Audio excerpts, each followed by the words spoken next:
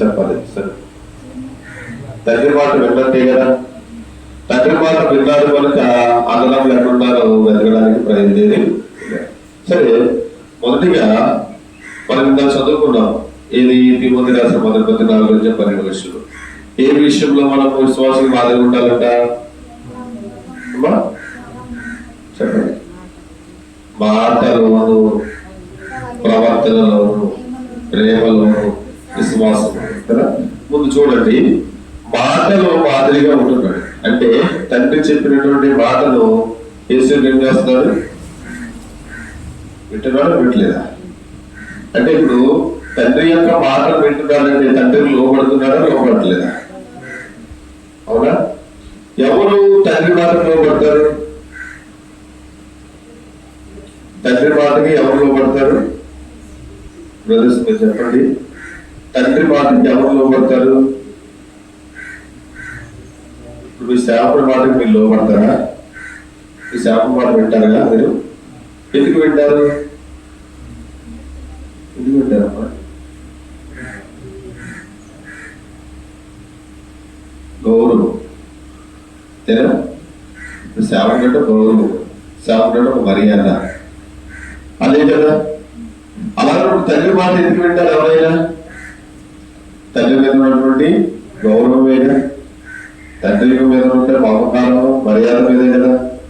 అలా కాకుండా తండ్రి మాట వినకుండా ఎదురిస్తారు అనుకోండి, అతను ఏ కుమారుడు అంటారు? మంచి కుమారుడు అంటారా?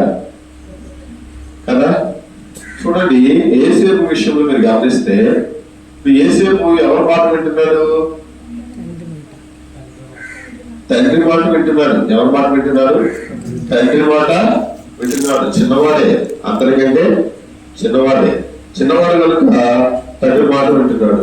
మరి ఎవరైతే తల్లిదండ్రులకు లోపడతారో, ఎవరైతే తల్లిదండ్రుల మాట వింటారో వాళ్ళకి ఏమవుతుందో తెలుసా? ఏం జరుగుతుందో తెలుసా?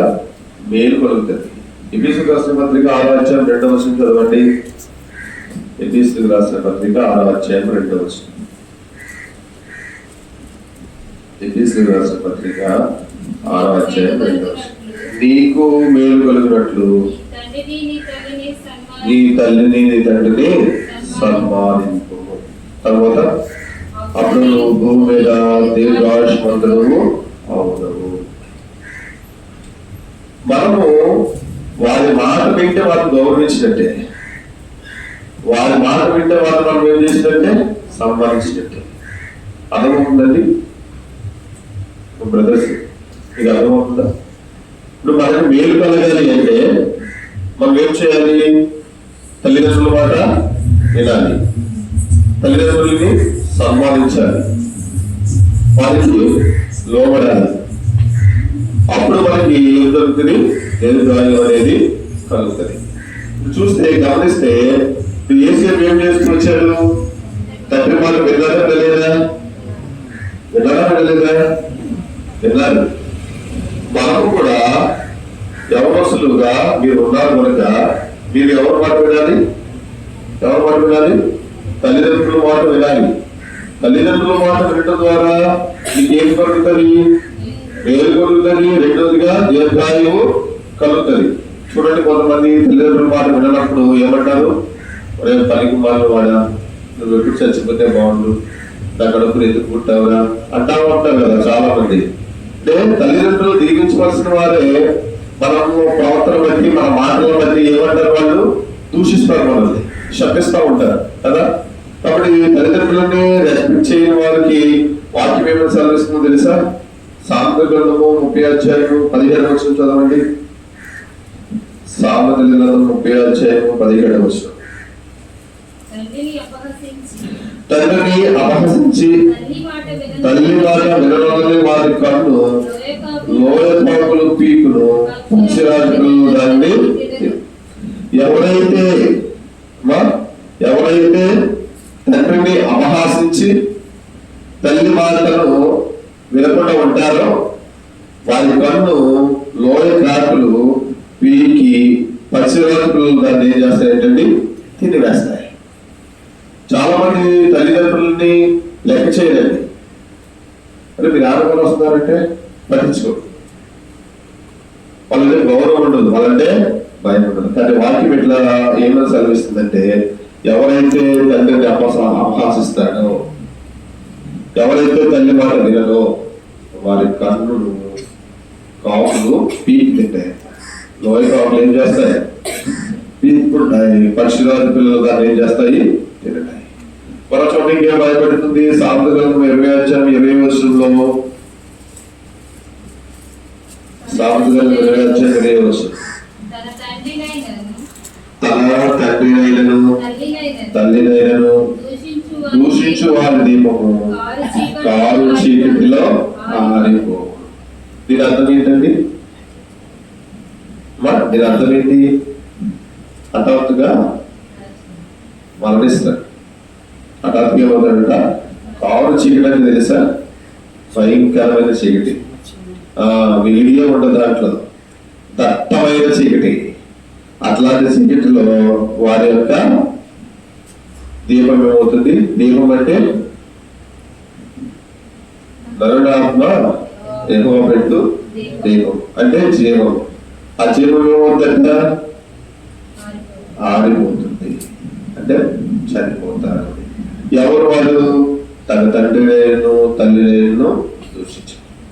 ఇక్కడ ఉన్న వారు ఎవరైనా మీ తల్లిదండ్రులను ఇప్పటి వరకు మీరు దూషించి ఉన్నా, తల్లిదండ్రులకు లోబడకుండా, తల్లిదండ్రుల మాట వినకుండా ఉన్నా, ఇక్కడ నుంచి మీరు క్షమించమని కోరి మార్పు చెందండి.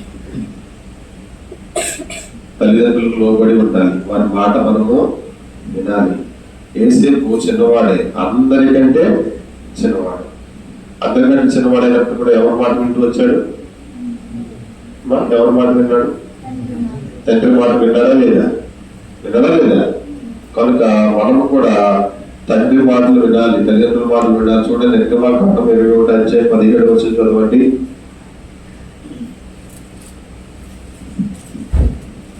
నిర్గమాకాండం 21:17. తన తండ్రినైను తల్లినైను శపించువాడు నిశ్చయముగా మరణ శిక్ష నందును. పాత నిబంధన ధర్మశాస్త్రం ఏమని సెలవిస్తుంది? ఎవరైతే తండ్రిని గాని తల్లిని గాని శపిస్తాడో, శపిస్తారండి, శపించరా? శపిస్తున్నారు ఈ రోజుల్లో. నాకు తెలిసిన ఒక ఆయన వేరే వాళ్ళ దగ్గరికి వెళ్ళి, మా తల్లి మా తండ్రి దుర్మార్గులు అన్నాడంట.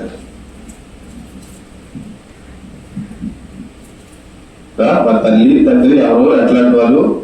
దుర్మార్గులే. ఎందుకు దుర్మార్గులు అయ్యారు? నేను భూమి మీదకి తీసుకుని రావడం దుర్మార్గతమే వాళ్ళు చేసిన పని.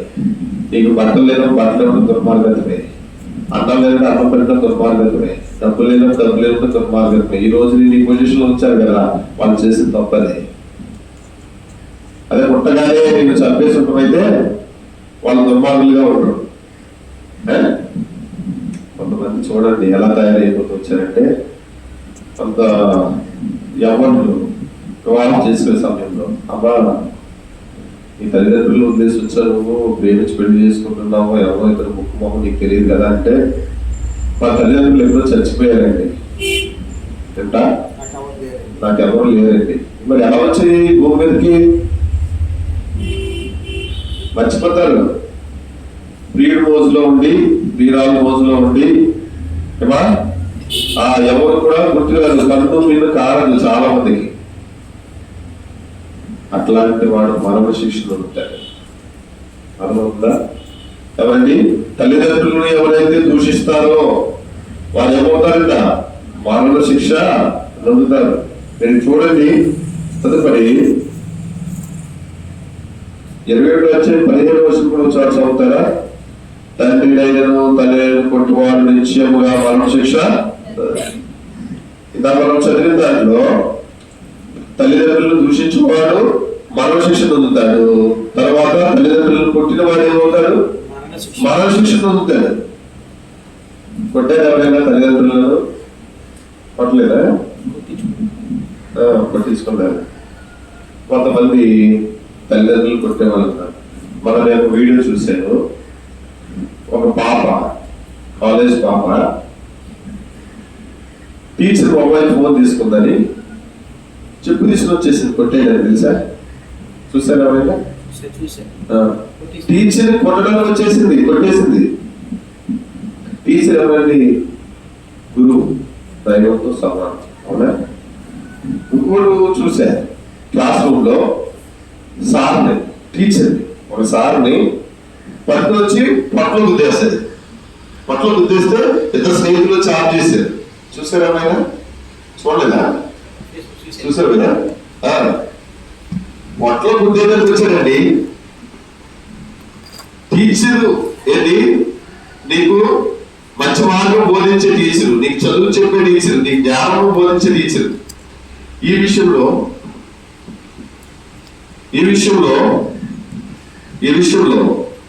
నువ్వు ఎంత అమర్యాదగా ఇలా ఉన్నప్పుడు రేపు రోజున నీ తల్లిదండ్రులు కూడా పట్టుకుని ఎలా ఉంటావు? నచ్చిన కూర ఉండకపోతే గిన్నెలు గిన్నె వేస్తారు, నచ్చిన అన్నం ఉండకపోతే కొట్టేస్తారు. పార్టీలకు వెళ్ళాలంటే డబ్బులు కావాలి. వాళ్ళని చూసాను, వాళ్ళ అమ్మ వాళ్ళు ఎండలో కష్టపడి పని చేస్తా ఉంటే వీడు బస్సుల్లో తిరుగుతా ఉండి డ్యాన్స్ చేస్తా ఉన్నాడు. ఎక్కడ వస్తుంది డబ్బు? సంపాదిస్తున్నారండి. తల్లిదండ్రులు కష్టార్జితం, వారి రక్తాన్ని తాకట్టు పెట్టి వీళ్ళు డబ్బులు పంపిస్తుంటే వీళ్ళు ఏం చేస్తున్నారు? ఎంజాయ్ చేస్తున్నారు. సినిమాలు, షికారులు, పబ్బులు. పైగా ఇక్కడ ఇంటికాడ సరైన ఇల్లు ఉండదు. వాడు అక్కడికి వెళ్ళి ఏం చెప్తాడు? మా నాన్న అలాగా, మా నాన్న ఎలాగా, నాకేంటి ఇలా ఫోన్ కొడితే డబ్బులు వస్తాయి. వీడు ఏమని చెప్తాడు? ఫోన్ చేసి టర్మ్ ఫీజు కట్టాలి, ఒక 10,000 రూపాయలు కావాలి, నువ్వు ఉన్నట్టు ఫోన్ చేస్తావు చేయమంటే అప్పటికప్పుడు తండ్రి ఏం చేస్తానండి? 10 రూపాయలు వడ్డీకి తీసుకొచ్చి కూడా పంపించేవాళ్ళు కాదు. ఎందుకంటే చదువు ఆగిపోతుంది. వీళ్ళు చెప్పే సమాధానం అలాగే ఉంటుంది కదా. వీళ్ళు చెప్పే సమాధానం ఎట్లా ఉంటుంది? నువ్వు ఈ రోజు సాయంత్రం కల్లా డబ్బులు పంపించకపోతే నన్ను తీసిచ్చి పంపించేస్తా అనగానే భయం వేస్తుంది తల్లిదండ్రులకి. అయ్యో ఎంత కష్టపడిపోయేది. వీడేం చేయడు, ఆ డబ్బులు తీసుకోవటము, ఎంజాయ్ చేయటం. ఇట్లాంటి వారికి ఏం సంభవిస్తుంది? తల్లిదండ్రులు మోసం చేసే వారికి ఏం సంభవిస్తుందండి? తల్లిదండ్రులు కొట్టే వారికి ఏం సంభవిస్తుంది? తల్లిదండ్రులను దూషించేవారు, తల్లిదండ్రులు హత్య చేయని వారు, తల్లిదండ్రులు గౌరవించిన వారు కన్నులు ఏమవుతాయి అంట? లోయ కాకులు పీక్కుందింటాయి. అవునా? ఇంకేం జరుగుతుంది? పక్షిరాజులు పిల్లలు వాటిని తినేస్తాయి. అవునా? ఇంకేమవుతుంది? కారు చీకటిలో మన దీపము ఆరిపోతుంది. కనుక మీరందరూ కూడా తల్లిదండ్రులను మీరు సన్మానించండి, తల్లిదండ్రులు మీరు గౌరవించండి, తల్లిదండ్రులు మీరు ప్రేమించండి. అలా చేయడం ద్వారా నువ్వేమవుతావు?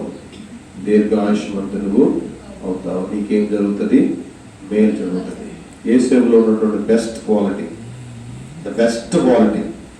మంచి క్వాలిటీ, నెంబర్ 1 క్వాలిటీ ఏదైనా ఉందంటే అది ఒకటి, తల్లిదండ్రుల మాట వినాలి. మీరు వినాలి. ఎవరి మాట వినాలి? ఇంకెవరి మాట వినాలి? దైవ సేవకుల మాట వినాలి. దైవ సేవకుల మాట వింటారా? దైవ సేవకుల మాట? నా వైపు చూడండి. దైవ సేవకుల మాట వింటారా?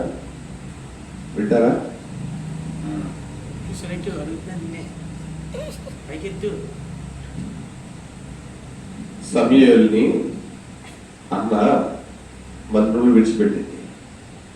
విడిచిపెట్టిన తర్వాత సమూయేలు మందిరంలో పడుతున్నాడు. దైవం ఇంకా ఆరిపోలేదు.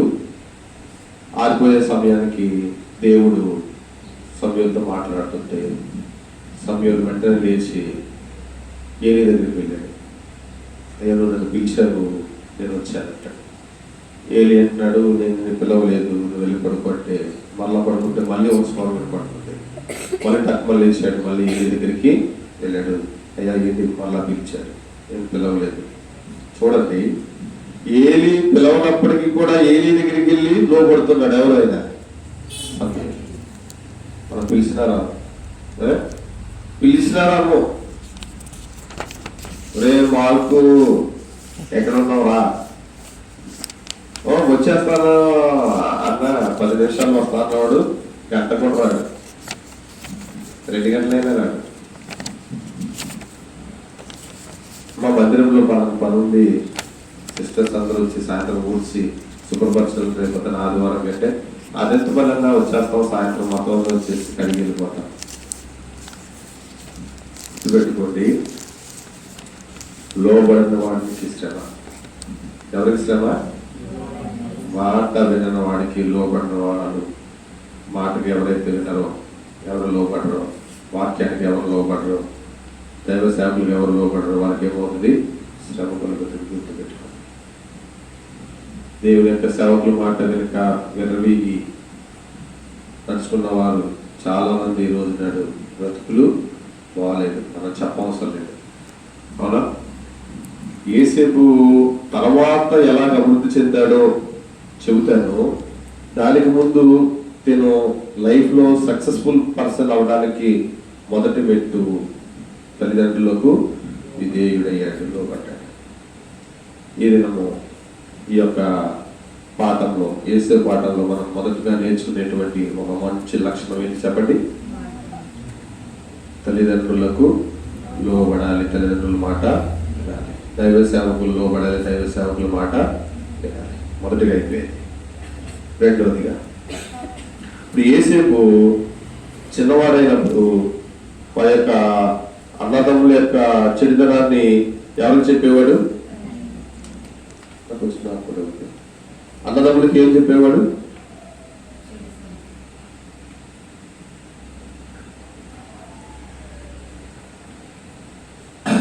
అన్నదమ్ముల గురించి ఏం చెప్పేవాడు తండ్రికి? అది 37వ అధ్యాయము 2వ వచనము లాస్ట్ 2 లైన్లో ఉంది, చదవండి. అప్పుడు యేసేపు వారి చెడుతనమును గూర్చిన సమాచారము వారి తండ్రి అందుకు తెచ్చుచుండువాడు.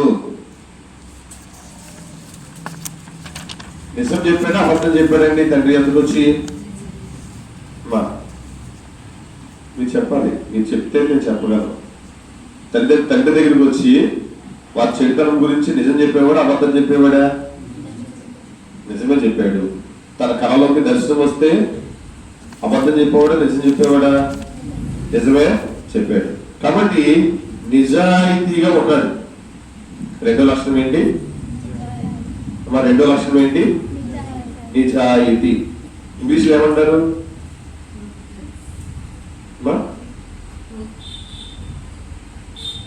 ట్రూత్లెస్, ఆనెస్ట్. ట్రూత్లెస్ కంటే దానికి ఒక మంచి పేరు పెడతాం, ఆనెస్ట్.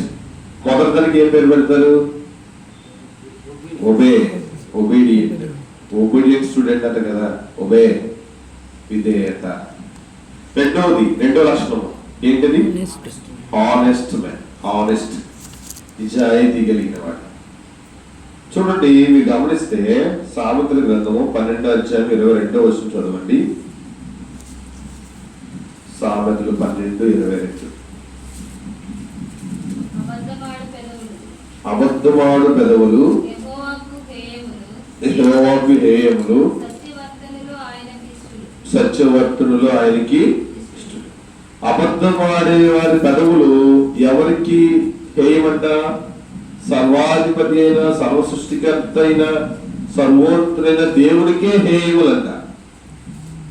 ఇకపోతే ఎవరు ఆయనకిష్టులు? సత్యవర్తనులు, అంటే సత్యము మాట్లాడేవారు, సత్యము చెప్పేవారు, ఉన్నట్టుగా చెప్పేవారు. ఎవరికి ఇష్టము? దేవునికి ఇష్టము. ఎవరికి ఇష్టమండి? దేవునికి ఇష్టము. ఇప్పుడు యేసేపు నిజాలు మాట్లాడుతున్నా అబద్ధాలు మాట్లాడుతున్నాడా? నిజాలే మాట్లాడుతున్నాడు. ఇప్పుడు గమనించండి, చిన్నప్పుడు ఒక కథ ఉండేది. ఏ కథ? ఒక కుర్రోడిని తీసుకెళ్ళి ఆవుల దగ్గర పెడితే వాళ్ళ నాన్న ఎవరో పని చేస్తా ఉంటే, అరే బాబు ఆవుల మీదకి పులిస్తే ఏం చేయి? కేకేస్తే తక్కువ నేను వచ్చేస్తాను అన్నాడు. అన్న తర్వాత ఒక రోజు ఏం జరిగిందంటే, ఇలాగే మేపుతున్నప్పుడు అతనికి డౌట్ వచ్చింది. మా నాన్నగారు వస్తా అన్నాడు, వస్తాడా రాడా అని టెస్ట్ చేద్దామని చెప్పేసి నాన్నోయిపులు అన్నాడంట. నాన్నోయిపులు అనగానే గర్వంగా మాట విని ఆయన ఏం చేశాడు? తొందరగా ఉరుపురుల మీద వచ్చేది పుల్లు లేదు. రాగానే వచ్చి తండ్రిని చూడగానే ఏమంటున్నాడు? నవ్వుతున్నాడు. జోక్ చేశాను డాడీ, ఏమంటా జోక్ చేశాను, వస్తావా రావా? సరే వెళ్ళిపోయాడు. రెండోసారి కూడా మళ్ళా ఆయన వస్తాడా రాడా అని చెప్పేసి మళ్ళీ నాన్నోయిపులు అన్నారంట. అప్పుడు రెండోసారి కూడా వచ్చింది. పులు వచ్చిందా? ఈసారి మూడోసారి నిజంగా పులు వచ్చింది. నాన్నోయిపులే అరుస్తుంటే అలాగే అరుస్తారులే అని చెప్పేసి తండ్రి రాడు. ఇది కథ అయినప్పటికీ కూడా హానెస్ట్గా లేడు కాబట్టి, అబద్ధాలు చెప్పాడు కాబట్టి నష్టపోయాడా? నష్టపోలేదా? ఎవరైనా అంతే. అబద్ధాలు చెప్పేవాడు ఎప్పటికైనా నష్టపోతాడు, అది గ్యారెంటీ. చూసుకోవసరం లేదు. అబద్ధ జీవితం ఎప్పటికైనా దేవుడికి అసహ్యమైనదే. ఇస్కరియోతు యూదా యేసు ప్రభు వారితో ఉంటూ అందరితో పాటు తరపుడు ఉంచేశాడంట చెయ్యిని. ఎక్కడ? ప్రభు యొక్క రాత్రి భోజనంలో బలలో ఏం చేశాడు? చెయ్యి పెట్టేశాడంట.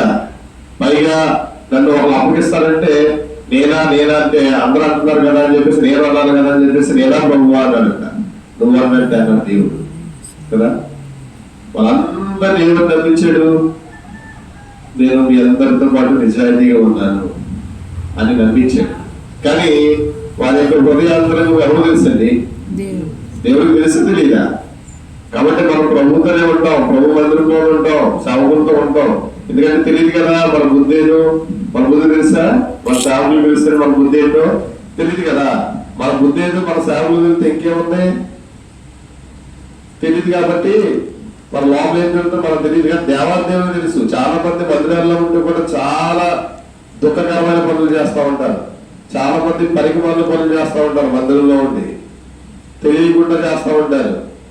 వీడు మందిరంలో ఉంటాడు, మందిరంలో ఉన్న అమ్మాయి లవ్ చేస్తూ ఉంటాడు. ఈవిడ మందిరంలో ఉంటుంది, మందిరంలో ఉన్నవాడికి లైన్ వేస్తూ ఉంటుంది. ఇలాంటి వాళ్ళ బ్రతుకులు బాగుంటాయి అంటారా? పైగా పెద్దలతో పిలిపించి అన్నా ఫలానా వాళ్ళు మేము చేసుకుంటాము మాట్లాడండి. వాళ్ళు అనుకుంటారు ఇది దైవ చిత్తమే కావాల్సి మందిరంలో ఉన్నారు కదా ఇద్దరు అని చెప్పి ఏం చేస్తారు? ప్రార్థన చేసి సరే పెళ్లి చేద్దాం. ఇంకా ఏంటి ఆ పెళ్లి? దానికి ఒక పేరు పెట్టాలి, హోలీ మ్యాట్రిమోనీ. హోలీ మ్యాట్రిమోనీ, పరిశుద్ధ వివాహము. మళ్ళీ వీడు పనికి వాడు ఏమని ఆరాధన చేస్తా తెలుసా? ప్రభువా నా కొరకు సారాన్ని సిద్ధపరిచావు ఆయన. అబ్రాహం వెళ్ళి ప్రార్థన చేస్తా ఉంటాడు. ఆవిడేం చేస్తే నా కొరకు అబ్రాహాన్ని సిద్ధపరిచే ప్రభుని ఈవిడ ఆరాధన చేస్తా ఉంటుంది. మొత్తం అందరూ కళ్ళు చెప్పేస్తారు వీళ్ళందరూ కలిసి. తర్వాత జరుగుతుంది ఏంటది? యుద్ధము. మళ్ళీ పైగా పెళ్లి చేసిన వాళ్ళు తిడతా ఉంటారు. చేసేమో పరికమాల పనులు చేస్తా ఉంటారు మధ్యలో ఉండి. ప్రభు చిత్తమా? నీకు చెప్పాడా దేవుడు? ఫలాన్ని రాజుని చేసుకొని చెప్పాడా దేవుడు నీతో? మన చిత్తానికి ఏమో ఎవరి పేరు పెడతాం? ఇది దేవుడి చిత్తము. ఏ రోజు పండుగలో లేచి చక్కగా బోధిస్తామంటే అక్కడ ప్రజలందరూ కూడా ఏమంటారు? ఇది మానవుల స్వరం కాదు, దేవుడి స్వరమే. చెప్పారా నీకు దేవుడి స్వరం అని? నువ్వు నమ్మేటి విన్నా? పురుగులు కూడా తెచ్చాడంట అప్పటికప్పుడు. అవునా కదా? ఇలా హెచ్చరిస్తున్నాను మీరు అనుకోవద్దు, ఏమనుకోవద్దు. కానీ ఆనెస్టీ అనేది దేవుడికి చాలా ఇష్టమైనది. విధేయత అనేది ఎంత ఇష్టమైనది దేవునికి, ఆనెస్టీ అనేది కూడా చాలా ఇష్టమైనది దేవునికి. అట్లాంటి వారు ఎవరుంటారో వాళ్ళతో ప్రభు ఉంటాడు. ఫినెహాస్ తెలుసా మీకు? వాళ్ళ తండ్రులు ఒకడు పాపం చేస్తా ఉంటే వేరే స్త్రీని తీసుకొచ్చి పాపం చేస్తా ఉంటే ఇతను ఒక ఇనప చూడ లాంటివి తీసుకుని వెళ్ళి గుచ్చేస్తాడంట. గుస్తే ఇద్దరు కడుపులోకి దూసుకుపోద్దంట. అక్కడ ఒక మాట రాస్తాడు దేవుడు, ఏమని? నేను సహించలేనిది లేదా నేను వార్చలేనిది.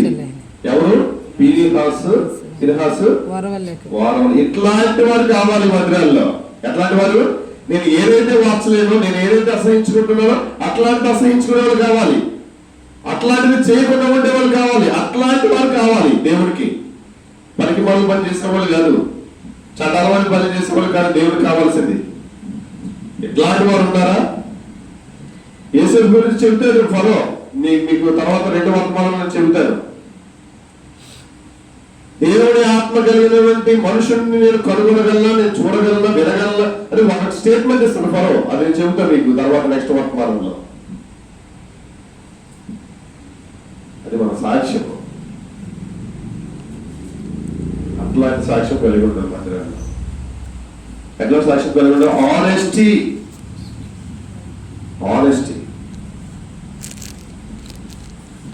వాళ్ళు ఏది చేస్తున్నారో అది తీసుకొచ్చి దగ్గర చెప్పాడు. ఎవరు అసలు అందరూ బయటకు వెళ్తారు, రే వచ్చేస్తున్నారు వీళ్ళు అమరాలు చెప్తారంటే చెప్పగలని ఈ డామ్ చేస్తారు. మొత్తం అందరూ కూడా చెప్పకపోవడం వల్ల ఏం జరిగింది తెలుసా? ఏసేపు హానెస్ట్గా ఉన్నారు కానీ అన్నదమ్ములు హానెస్ట్గా లేదు. ఏం చేస్తారు తెలుసా? ఏసేపుని చెప్పలే, గోధులో కూడా పెట్టలే. ఫైనల్ గా చేసింది ఏంటంటే అమ్మివేశారు. అమ్మివేసి ఒక మేక పిల్లల్ని కోసి తన రక్తాన్ని అంగీకి పెట్టేసి వెళ్ళి తీసుకెళ్ళి ఏం చేసి అరవ మృగాలు చంపేసి నీ కొడుకుని చెప్తే అది విషయము వీళ్ళు చెప్పింది అబద్ధం.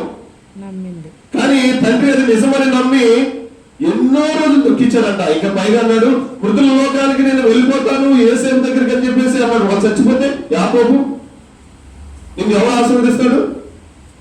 మిమ్మల్ని అందరిని ఎవరు ఆశీర్వదించాలి?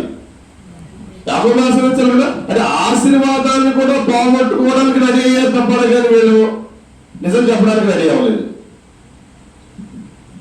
పైగా రక్తం పంచుకుని పుట్టినటువంటి అన్నదమ్ములు వీళ్ళు. మందిరాల్లో ఉండి నీకు రిలేషన్ ఉండదు. వాళ్ళు ఎక్కడో ఉంటారు, ఆ హిందువో తెలియదు, ముస్లిమో తెలియదు, మందిరానికి వస్తాడు, వాడు ఏ క్యాస్టో నీకు తెలియదు. అట్లాంటి వాళ్ళు ఏం చేయాలా? ప్రేమించాలి. చూడండి, రక్త సంబంధికులు ప్రేమించిన వారు ఉన్నారండి ఇప్పుడు. ఎందుకంటే యేసుప్రభువు దగ్గర రావడం, ఎందుకు యేసుప్రభువు గారితో సహవాసం చేయడం? బయట ఉంటే సరిపోద్ది కదా. బయట ఉంటే రాజకీయాలు చేసుకుని సరిపోద్ది. మందిరాల గురించి చేసుకోవాల్సిన లేదు. మనం ఆయనను వారు చేస్తున్నటువంటి చెడుతనాన్ని చూసి యేసేపు ఏం చేశాడు తెలుసా?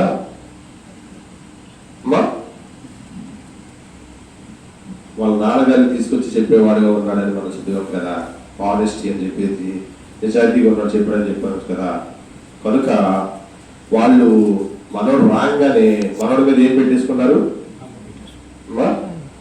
చూడండి, 18వ వచనము 11వ వచనం చదవండి.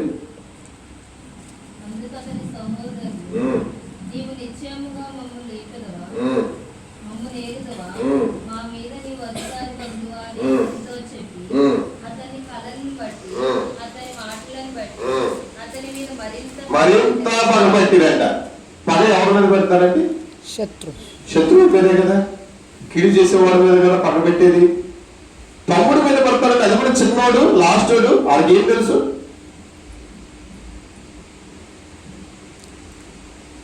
తర్వాత చదవండి 11వ వచనము. అతని సహోదరులందరితో అసూయ పడ్డారంట. రెండోది ఏంటి?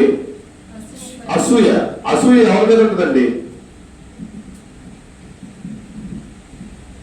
అసూయ ఎవరి మీద ఉంటుంది మనకి కదా. కానీ మీరు ఎవరు? యేసేపు కంటే పెద్దవాళ్ళు, వయసులో పెద్దవాళ్ళు, జ్ఞానంలో పెద్దవాళ్ళు, అన్ని విషయాల్లో పెద్దవాళ్ళు. పైగా ఇశ్రాయేలు వంశాల ప్రకారం కూడా పెద్దవాళ్ళకి ఎన్ని అంతలు వస్తుంది? భాగము 2 అంతలు వస్తుంది. చిన్నవాడికి 1 వస్తుంది. నువ్వు 2 అంతల భాగానికి వారసుడు. ఇట్లాంటి వాడు చిన్నవాడిని చూసి నువ్వు అసూయ పడతావా? ఇది న్యాయమేనా? ఇకపోతే 3వదిగా చదవండి 14వ వచనము, 18వ వచనం చదవండి. 37-18.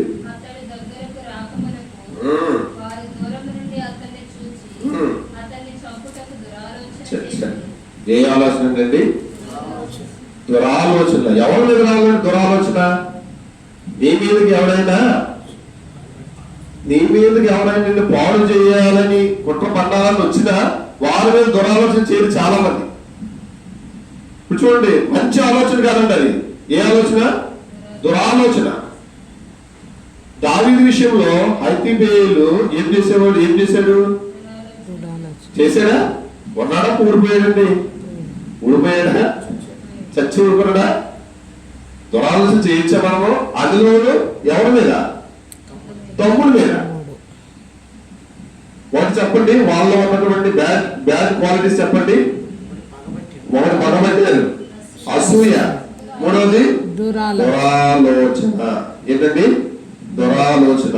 యాలో ఇట్లాంటి వ్యక్తులకు తెలిసినప్పటికీ కూడా 14వ వచనంలో అప్పుడు నువ్వు వెళ్ళిన నీ సహోదరుల క్షేమము మంద క్షేమం తెలుసుకుని నాకు వర్తమానం తెమ్మని అతనితో చెప్పి హెబ్రోను అతన్ని పంపెను. అతను షెకెమునకు.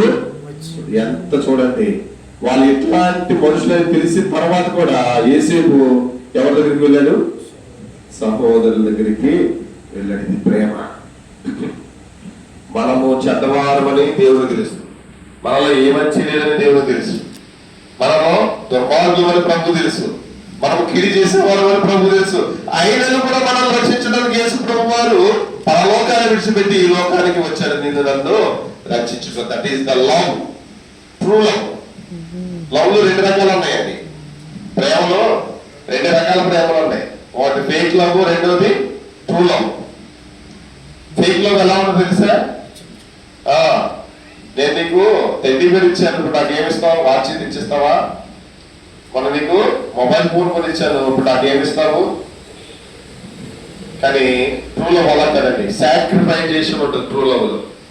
ఇవ్వటమే కానీ తీసుకోవడం ఉండదు. ట్రూ లవ్ ఎప్పుడు కూడా గివింగ్ గివింగ్, ఇవ్వడమే. తీసుకోవడం అనేది ఏమి ఉండదు. దాన్నే ట్రూ లవ్ అంటారు. యేసు ప్రభు వారు ఏ ప్రేమ చూపించారు తెలుసా? True love. నిజమైన ప్రేమను ఆయన మనెడల చూపించారు. ఇంక యేసుకు తెలియదు అన్నదమ్ములు ఎట్లాంటి పన్నాగాలు పొందుతున్నారో, తీసుకెళ్లి చంపేస్తారు, ఐగుప్తులకి ఇచ్చేస్తారన్న విషయం యేసుకు తెలుసా? తెలిస్తే వెళ్ళడం. కానీ యేసు ప్రభు వారు తెలుసు, నేను ఈ లోకానికి వెళ్తే చంపేస్తారు, ఈ లోకానికి వెళ్తే సిలువ వేస్తారు, ఈ లోకానికి వెళ్తే మొండ్ల గేట్లు పెడతారు, ఈ లోకానికి వెళ్తే కాళ్ళలో మేగిలేస్తారు, ఈ లోకానికి వెళ్తే చేతిలో మేగిలేస్తారని అన్ని తెలిసే ప్రారంభంలోకి వచ్చాడండి యేసు ప్రభు వారు ఈ లోకానికి. మన గురించి తెలిస్తే ఒక్కరు కూడా మనం చేరలేదు. కానీ తెలిసి కూడా మనకి వరకు ప్రాణం పెట్టిన వారు ఎవరైనా ఉన్నారంటే ఈ లోకంలో అది యేసు ప్రభు వారు మాత్రమే.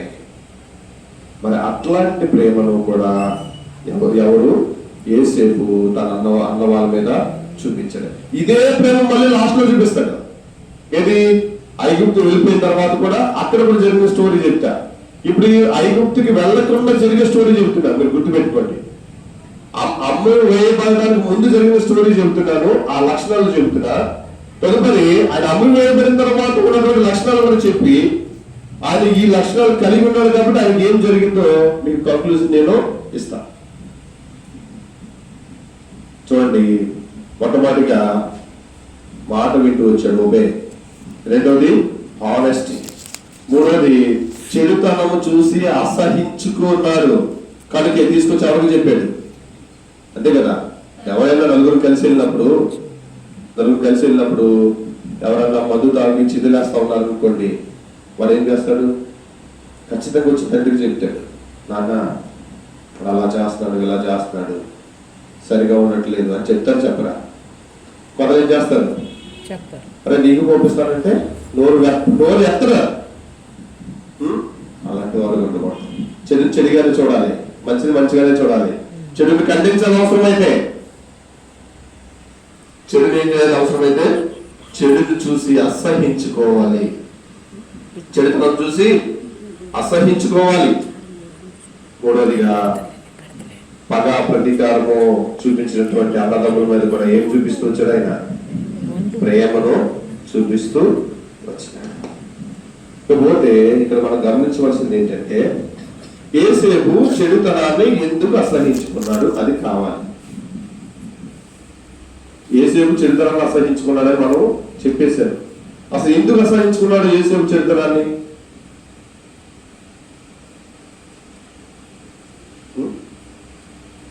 యోసేపు చెడుతనాన్ని ఎందుకు అసహించుకున్నాడు? తర్వాత రాసుకోవచ్చు, అడిగిన దానికి జవాబు చెప్తాను. ఊళ్ళో ఉంటే మీరు రాసుకుంటారంటే నా దగ్గర చాలా ఉంది, ఇచ్చేస్తే వెళ్తాను, మీరు రాసుకున్నారు. కానీ ఏసేపు చెడుతనాన్ని అసహించుకున్నాడా? ఎందుకు అసహించుకున్నాడు? అసలు చెడుతనాన్ని ఎవరు అసహించుకుంటారు?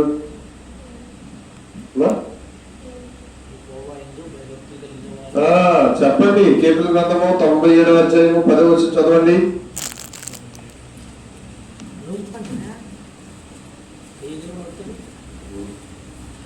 97:10 కీర్తన గ్రంథము.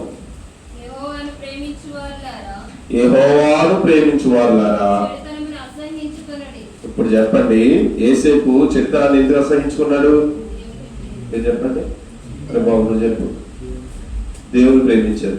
ఎవరైతే దేవుణ్ణి ప్రేమిస్తారో వారు చెడుతనాన్ని ఏం చేస్తారు? అసహించుకుంటారు. అసహ్యం అంటే ఏంటి తెలుసా? అసహ్యం అంటే ఏంటి తెలుసండి?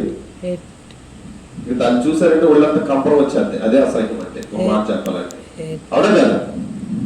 ఓ రాని చూస్తే మనకి కంపరం వచ్చేయాలి, చిచ్చి చిచ్చి అనిపించాలి. అదే అసహ్యం అంటే. దాన్ని చిన్న వయసులోనే యేసేపు ఏం చేశాడు? చెడుతనాన్ని అసహించుకున్నాడు. చూడండి, వాళ్ళని అసహించుకోలే, అన్నదమ్ములు అసహించుకోలే, వాళ్ళలో ఉన్న చెడుని అసహించుకున్నాడు. గుర్తుపెట్టుకోలేక మీరు మనుషులు అసహించలే, వారిలో ఉన్న చెడు బుద్ధులు అసహించుకుని వచ్చి ఏమని చెప్పాడు తండ్రికి? చెడుతనంలో కూర్చి చెప్పాడా? వారందరూ చెడ్డవాళ్ళుగా ఉన్నారని చెబుతూ వచ్చాడా? కదా? మనమైతేనా కూర్చుని లేకపోతే మొత్తం వెళ్ళేద్దామంటాం. ఒక మనిషిని బ్యాగ్ చేయడం తప్పు. ఒక మనిషిలో ఉన్న చెడ్డ గుణం గురించి మాట్లాడటం మంచిదే, కాదనట్లే. ఆయన మంచోడే, కానీ ఆయన బుద్ధి బాలే. అవునా? తప్పిపోయిన కుమారుడు విషయంలో ఏమని రాశారు? బుద్ధి వచ్చినప్పుడు. అంతేనా? బుద్ధి ఏమైంది? బుద్ధి పోవడం వల్ల ఏం జరిగింది? వ్యభిచారం అయ్యాడు, దుర్వ్యాపారానికి వెళ్ళాడు, డబ్బులు పోగొట్టుకున్నాడు, తండ్రి వద్ద నుండి వచ్చేసాడు.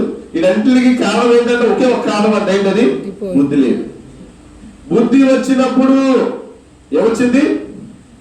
తండ్రి మరి అసహించుకున్నాడా? తండ్రి అసహించుకోలే. మురుగు బట్టలతో ఉన్న అన్ని పోగొట్టుకున్నా సరే తండ్రి వచ్చి ఏం చేశాడు? అది చేసుకున్నాడు. ఎందుకంటే మరలా తనకి ఏమొచ్చింది? బుద్ధి వచ్చింది. కాబట్టి మనిషిని మనం అసహించుకోకూడదు. మనిషిలో ఉన్నటువంటి చెడును, బుద్ధి లేని తత్వాన్ని మనం ఏం చేయాలి? అసహించుకోవాలి. ఇది అందరి వల్ల అవదండి. ఇది అందరి వల్ల అవ్వదు. ఎవరి వల్ల అవుతుందో తెలుసా? యేసు ప్రభువు వారి రక్తంలో కడగబడి యేసు ప్రభువు వారితో శిలువలో చచ్చిపోతేనే తప్ప కానీ ఇది జరగదు. అయితే భార్యలో కూడా చెడుతనం చూసేవాళ్ళు ఉన్నారు ఈ రోజు. భర్తలో కూడా పరిశుద్ధత చూడలేని స్త్రీలు ఉన్నారు ఈ రోజున, తెలుసా? భర్త గురించి అసహ్యంగా మాట్లాడే వాళ్ళు ఉన్నారు. భార్య గురించి రహస్యంగా ఉండాల్సిన విషయాలు కూడా స్నేహితులతో చెప్పే దుర్మార్గులు ఉన్నారు ఈ రోజున. నా వైపు నాకు తెలియదు, కానీ నేను చెబుతున్నాను ఎగ్జాక్ట్లీ. నీ భార్య గురించి ఇతరులు నువ్వు చెప్పొచ్చా? నీ భర్త గురించి ఇతరులు నువ్వు చెప్పొచ్చా? ఆవిడ లోపాలు చెప్పు. అన్న ఆవిడ పనులు చేసుకోలేదన్న, నేనే చేస్తాను, వంట చేస్తాను అన్న, తన చేతులు సరిగా పని చేయట్లేదు, ఎంత బాగుంటలేదు. రైట్, శుభ్రంగా తినేద్దన్నా, ఏముండదన్నా, పని చేయదు, ఏం చేయదు, పడుకుంటుందన్నా, ఇది కరెక్ట్ కాదు. ఇప్పుడు చెప్పండి, యేసేపు చెడుతనాన్ని ఎందుకు అసహించుకున్నాడు? దేవుడు ప్రేమించాడు కనుక. నువ్వు దేవుడు ప్రేమిస్తే నువ్వేం చేయి? చెడుతనాన్ని అసహించుకో. చెడుతనం అంటే నీకు వ్యక్తి వచ్చేయాలి. కొంతమంది చెడుతనాన్ని కూడా చక్కగా జతేసి తీసుకుపోతా ఉంటారు. సరే, రెండవదిగా ఆయన చెడుతనాన్ని ఎందుకు అసహించుకున్నాడు? సామెతల గ్రంథము 8వ అధ్యాయము 13వ వచనం చదవండి. యెహోవాయందు భయభక్తులు కలిగి ఉండుట చెడుతనమును అసహించుకున్నటయే. ఏంటంటే రెండోది ఏంటి? భయభక్తులు కలిగి. మొత్తం మాట ఏంటండి? చెడుతనం ఎందుకు అసహించుకున్నాడు? దేవుని ప్రేమించాడు. రెండవదిగా చెడుతనాన్ని ఎందుకు అసహించుకున్నాడు? దేవుని యందు భయభక్తులు కలిగి ఉంది. ఎవరైతే దేవుని యందు భయభక్తులు కలిగి ఉంటారో వారి చెడుతనాన్ని ఏం చేస్తారు? అసహించుకున్నారు. ఇప్పుడు యేసేపు ఎందుకు చెడుతనాన్ని అసహించుకున్నాడు చెప్పండి? చెప్పండి. ఒకటి, దేవుని యందు దేవుడు ప్రేమించాడు. రెండోదిగా దేవుని యందు భయభక్తులు కలిగి ఉన్నాడు కనుక చెడుతనాన్ని అసహించుకొచ్చినాడు. కానీ ఇప్పుడు చూడండి, ఇతను ఉన్నటువంటి హానెస్టీ వల్ల, ఇతనికి ఉన్నటువంటి విధేయత వల్ల, ఇతను అసహించుకున్నటువంటి చరిత్ర ఎంత మంచి క్వాలిటీస్ ఉన్నాయని చెప్పి ఆ చెడ్డవారు ఈ తమ్ముడిని తట్టుకోలేక తమ్ముడు ఈర్ష్య పగ ద్వేషం పెట్టేసుకుని తమ్ముడిని తీసుకెళ్ళి ఏం చేశారు? అమ్మి వేశారు. యేసుక్రీస్తు ప్రభు వారు కూడా రొట్టెలు ఇస్తే రొట్టెలు బాగున్నాయి, చేపలు ఇస్తే చేపలు బాగున్నాయి, 12 గంపలు మిగిలేని ఆహారం అని ఆనందించారు. అన్ని తిన్న తర్వాత లాస్ట్ లో ఏమన్నా తెలుసా? సులువు వేయండి, సులువు వేయండి. ఎవరిని? రొట్టెలు ఇచ్చిన వారిని సిలువ వేయండి, చేపలు ఇచ్చిన వారిని సిలువ వేయండి, కళ్ళు తెరిపించిన వారిని సిలువ వేయాలంట, కుష్ఠరోగులు బాగు చేసిన వారిని సిలువ వేయాలంట, మరణం నుండి లేకపోయిన వ్యక్తుల్ని చేసిన వారిని సిలువ వేయాలంట. మీరు చూడండి ఎంత దుర్మార్గంగా మాట్లాడుతూ వచ్చారు. సిలువ వేయండి, సిలువ వేయండి. వాళ్ళలో చెడుతనం పోయిందా? మనం కూడా దేవుడు చూసినాడు. లాగే వరకు లాగేస్తాం, వచ్చే వరకు వచ్చేస్తా ఉంటాం. తర్వాత దేవుడు మంచోడు కాదు, దేవుడి బిడ్డలు మంచోడు కాదు. అవే నేను వెళ్ళండి ఆ చర్చికి. అంతకీడు ఏం చేశాను నీకు? నువ్వు చెడును అసహించుకొని ఓర్చలేము. ఫినెహాస్ అదే చేశాడే అదే చేయలేదా? మనం అట్లా ఉండాలి. కానీ ఆ చెడుతనాన్ని చూసి మనం పాడైపోకూడదు, మనం చెడిపోకూడదు. మీరు చేసినటువంటి చిన్న మిస్టేక్. యేసేపుని బాధ పెడుతున్నాము, యేసేపుకి బుద్ధి చెప్తున్నాం అనుకున్నారు, కానీ వాళ్ళ పేట్ల మీదకి కరువు తెచ్చుకుంటున్నామని వాళ్ళకి తెలియదే. తన తండ్రికి దుఃఖాన్ని కలుగు చేస్తున్నామన్న విషయం వాళ్ళు తెలుసుకోలేకపోయారు. రేపన్నా రోజు అడుగు తినే పొజిషన్కి వెళ్ళిపోయారు. ఒక మాట చెప్పాలంటే ఏ పొజిషన్కి వెళ్ళారండి? సారీ, నేను అలా చెప్తున్నాను, మీరు ఏమనుకోకండి. ఏ పొజిషన్కి వెళ్ళిపోయారు? అడుగు తినే పొజిషన్కి వెళ్ళారా? వెళ్ళలేదా? ఆ ఇంటి దేశం ఎందుకు వెళ్ళి అనుకోవడానికే కదా వెళ్ళింది.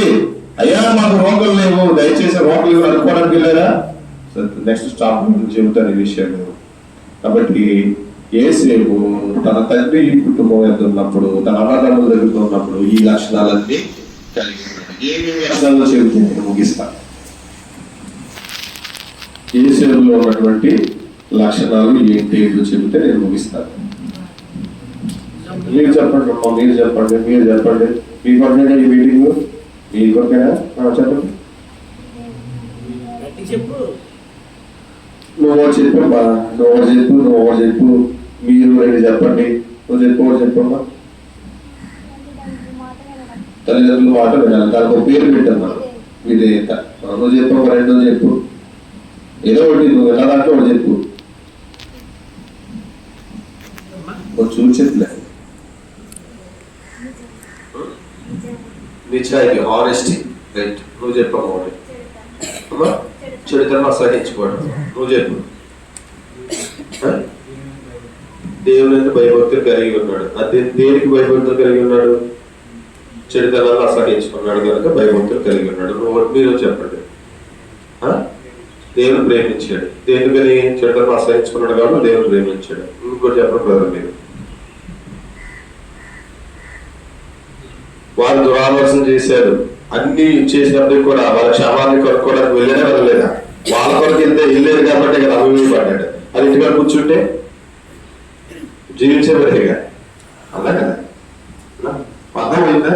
చెప్పిన విషయాలు అర్థమైందా?